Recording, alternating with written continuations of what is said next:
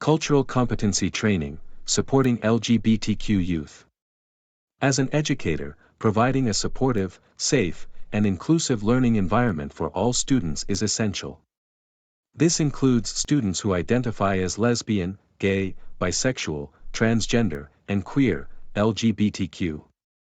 This can be controversial as it touches upon different ideological positions of society and educators. But regardless of personal views, it is important that, nationally, almost 10% of all students identify as LGBTQ. So here are some tips for supporting these self-identified LGBTQ youth in your classroom and school. 1. Educate yourself about LGBTQ kids. Knowledge of LGBTQ youth and their unique experiences, challenges, and perspectives can be helpful.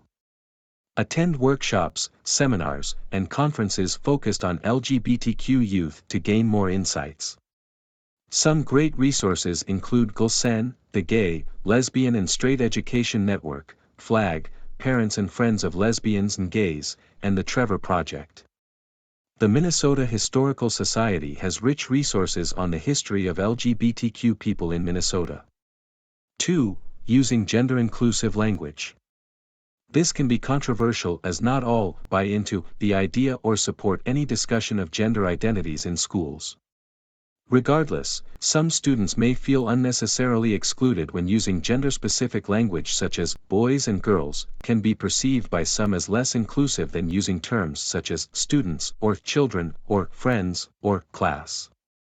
3. Support student-led LGBTQ groups. Many schools have LGBTQ clubs that provide a safe space for students and helps demonstrate acceptance and value. You can offer your support for these students by attending meetings, sharing resources, and offering to be a staff advisor. 4. Create a culture of acceptance for all. LGBTQ youth are sometimes targeted as not normal and can experience bullying, harassment, or discrimination. Speak up if you witness this behavior. As an educator, you have a duty to create a safe environment for all students.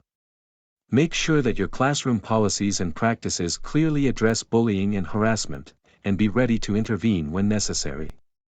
As educators, we have the power to create a safe and affirming environment that empowers all students to reach their full potential.